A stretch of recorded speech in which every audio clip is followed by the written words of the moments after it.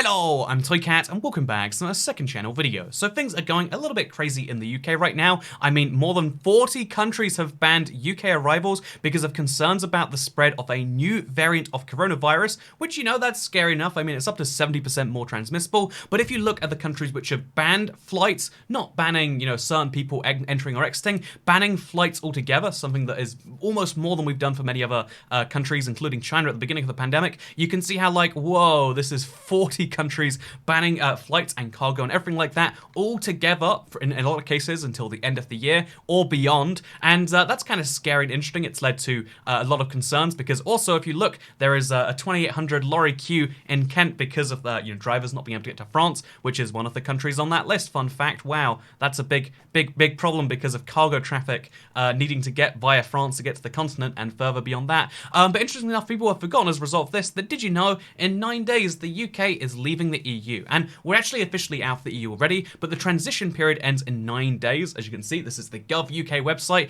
and if that's not official enough, they've got a picture of a woman with a little iPad and some safety glasses on. She is telling you that the UK is leaving the EU in just 9 days from now, and that's kind of maybe scary to some people. Sure, whatever, things are going to change in 9 days, whatever that means is something up to you. But one of the interesting quirks of this that people have forgotten about because of how scary everything else is and how COVID related things are in 2020 is the fact that there has actually been a new deal done with Gibraltar that's kind of flown under the radar. I almost didn't believe this, but Gibraltar is due to join the Schengen Area, leaving it closer to the EU than ever. Talks between the UK, Gibraltar, which is a British overseas territory, so it's a part of the UK but not a part of the UK. Don't ask what that means, something empire to keep things simple. But the UK, Gibraltar's not its own country, it's a part of the UK, but also a distinct area with its own technically distinct currency, even though it's not, and this gets more confusing when we talk about it. So the UK, Gibraltar, and Spain would allow the territory to enter the Schengen area with free movement at the ROC's crucial land border are well advanced, according to reports in Spanish media. So this is a huge thing by itself, even if we ignore the rest of this, because the Schengen area is effectively the EU travel zone. Crucially, not every EU country is in the Schengen zone, and a lot of non-EU countries are in there, which is why Gibraltar can be in there despite the UK not. But this is what the Schengen area looks like. As you can see, it includes Switzerland, Norway, and Iceland, despite those countries not being EU members, and it doesn't include a lot of newer EU members, although Romania, Bulgaria, and Croatia are obliged to join.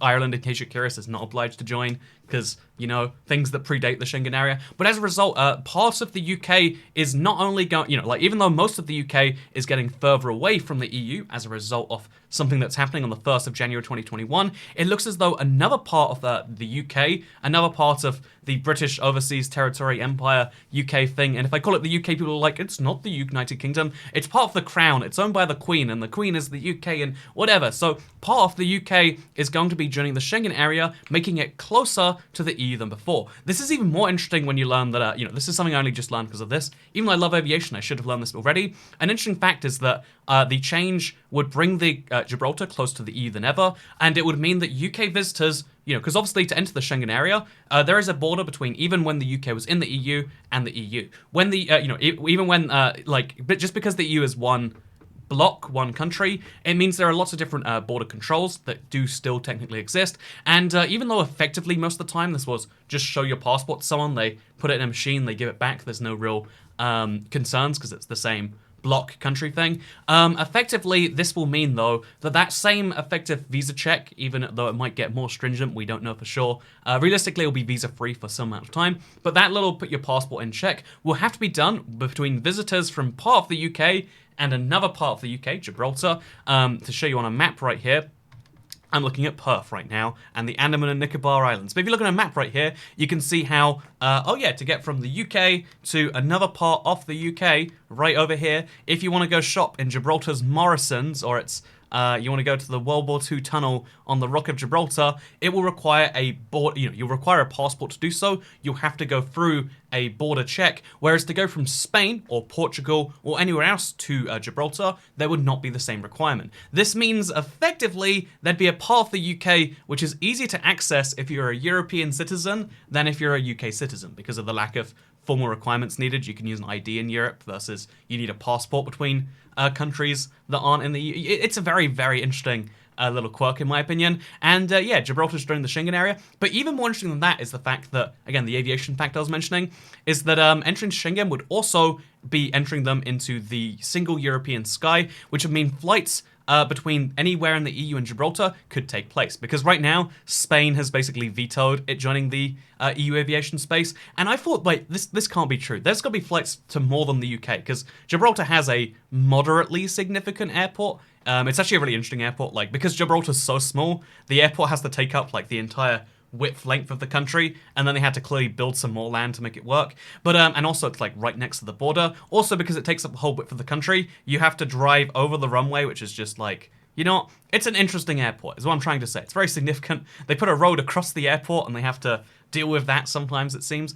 But so interesting enough, this airport like doesn't have flights to anywhere in the EU, which I didn't believe. I was like, that can't be correct. So I looked on the Gibraltar Airport website for all of their destinations, and you can see how within the EU there is only flights to the UK. The only other flights are to Morocco, and then there's technically flights to Spain. It says Malaga with Helity. There's a new route, which, even though it hasn't really something Corona, if you look into Helity, it's not actually a scheduled aircraft flight, it's a helicopter airline. And I'm guessing because it's Spain, they allow that route to operate because it's a Spain-Gibraltar deal versus a EU-Gibraltar deal. I don't know for sure how that went off the ground, but I guess helicopters are different. Basically, the only scheduled commercial flights are with Royal Air Maroc to Tangier or Casablanca, and the only other flights besides that are all to the UK. That will change post Brexit. And even more interestingly, if hypothetically there is a hypothetically if there is a deal, there is no deal, there is no aviation deal, etc., then hypothetically it could be easier to fly into Gibraltar from the Schengen area, from the European Union, than the rest of it. And this is a fascinating thing I want to talk about, because this is an example of part of a country being easier to access from another country than from citizens of their own country. And sure, like on a distance level, if you live in Spain, it's always been easier to get to Gibraltar because you just drive there. Even if you live in like Madrid, it's still like doable to get to Gibraltar, and not that there's any good reason you'd want to, but if you wanted to, you could. Whereas if you want to get to Gibraltar from the UK, you fundamentally have to fly, or you have to go across France, Spain, and then do a border check back into the UK. So like technically speaking, on the visa level, it's always been easier. That is now flipping. UK citizens will have a harder time getting into a country than many other people. And this is something I try to think, like, is this that common? And interestingly enough, there's lots of parts of the UK all over the world. If you don't know, you might think like, oh yeah, so what's the deal with this Turks and Caicos? That's like its own little independent... Nope, that's a part of the UK. You might be like, oh, what's the deal with... There's actually lots of parts of lots of European countries like, wow, look at this. This is the Netherlands. This is the Netherlands. This is also the Netherlands over here, fun fact. Sometimes they're like parts of the... Basically, colonialism in the Caribbean is one of the like strongest parts where you see it. And interestingly enough, Bermuda over here, this little territory, most famous for being part of the Bermuda Triangle, where people go missing and die and stuff. Anyway, so Bermuda right over here, in this very lonely, remote place, it's always been technically easier to access from America because you fly from you can take a regional flight versus a international flight.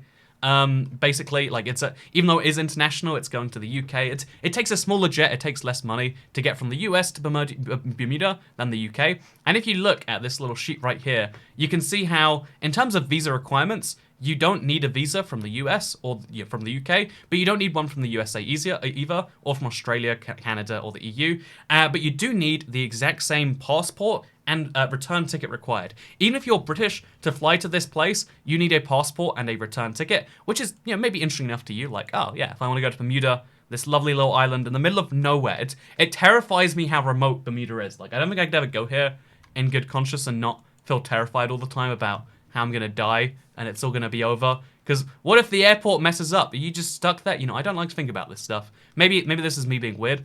But if you want to get to Bermuda from America, it's effectively the same process. Like, have a return ticket, stay for your 90 days, etc. And you might think, no, Toycat, you're a citizen of the UK, so when you want to visit the UK, because that's what Bermuda is like, Bermuda is a Is there where I can? There we go. A British island territory in the North Atlantic Ocean. So even though it's a part of the UK, it's a part of Britain, it's a part of the Crown, it's owned by the same Queen.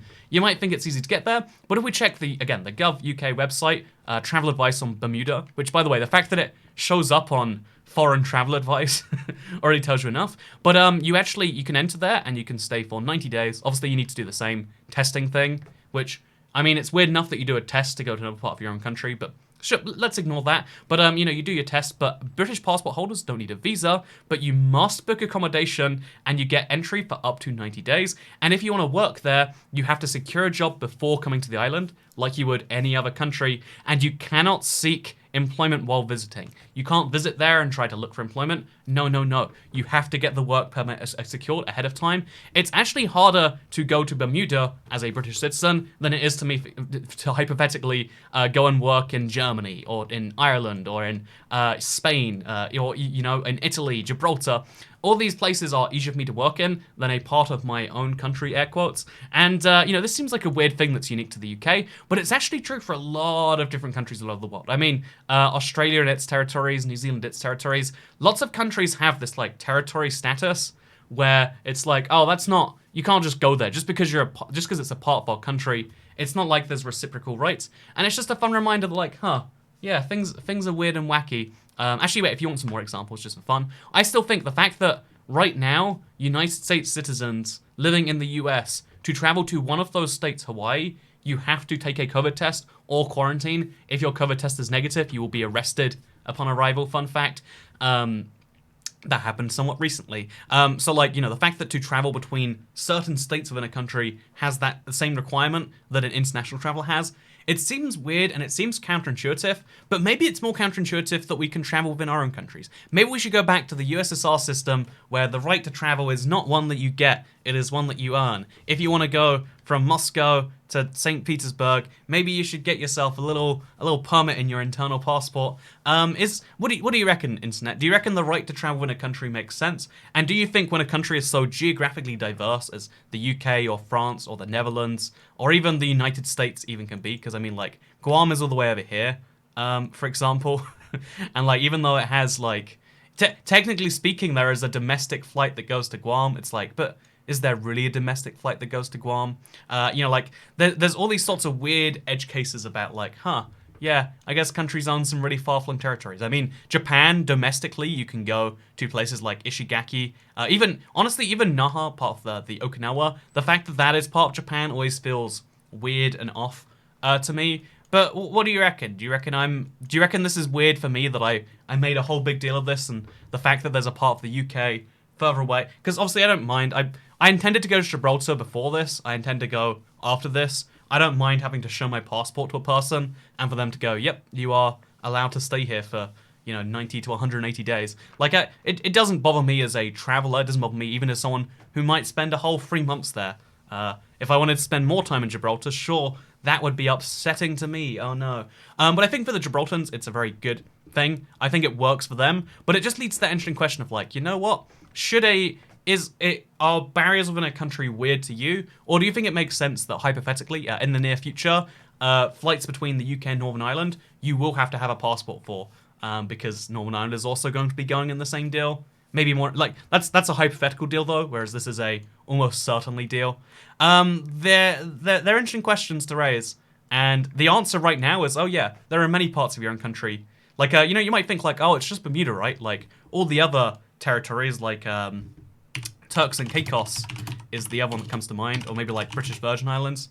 Turks and Caicos, it's oh, how do I get there? I can surely apply for a job here because it's only that one weird territory. Pretty much every territory, as best I can tell, it's yep, you get 90 days and you need a permit to work. I can't go and work in a part of the UK without a permit, and also I can only stay there for 90 days before being kicked out by the island's immigration department.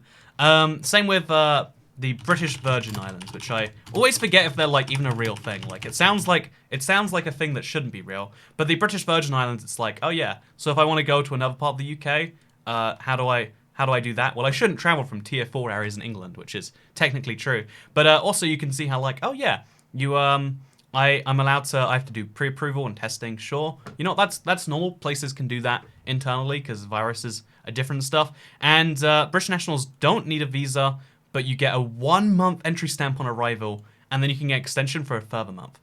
I can stay in the British Virgin Islands for less time than I can stay in Japan, in South Korea, in Thailand even. Isn't that interesting? Is it just me? I think it's just me. How about we look at more territories? You know, the UK has a bunch of territory. You know, do I need a territory to go to the British Antarctic Territory? Let's find out. You know, this video, Antarctica is a hard one to spell, huh? There we go. British Antarctic Territory. Travel advice. Okay, so first of all, staying safe.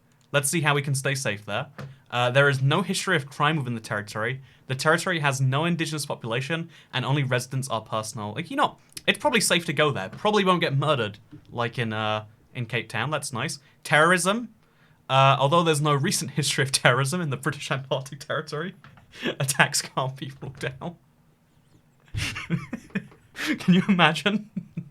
Can you imagine a terrorist attack in the British Antarctic Territory? I know this is probably just boilerplate that they copy and paste for every low-risk country, but it's like, you know what, really? Do you think individuals from Iraq and Syria are going to come get me in the British Antarctic Territory? Anyway, how do I get there? That's the point of this video.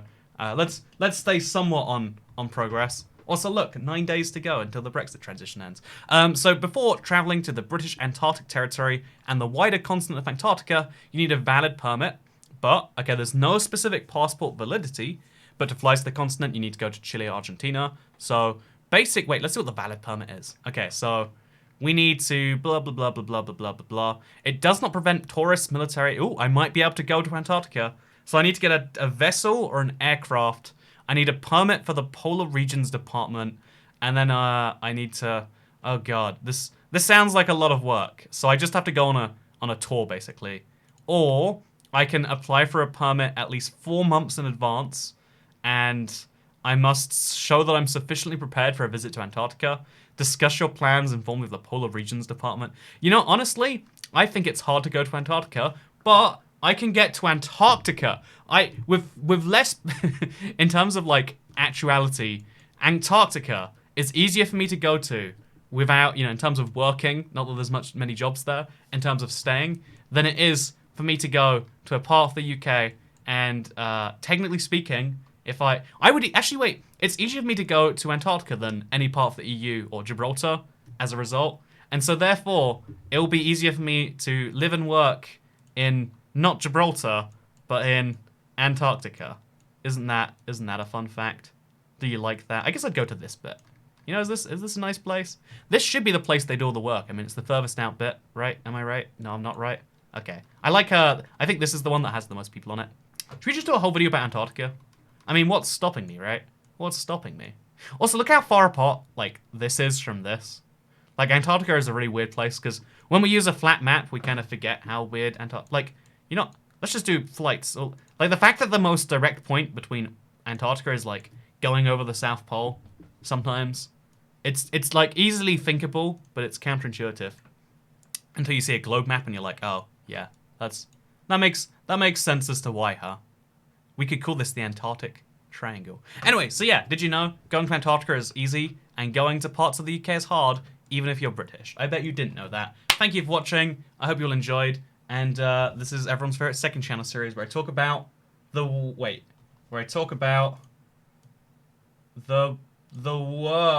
and wait, I need to. This is hard. I can do this. Where I talk about the world and stuff. There we go. You're welcome, internet. You're welcome. Okay, thank you for watching. Goodbye.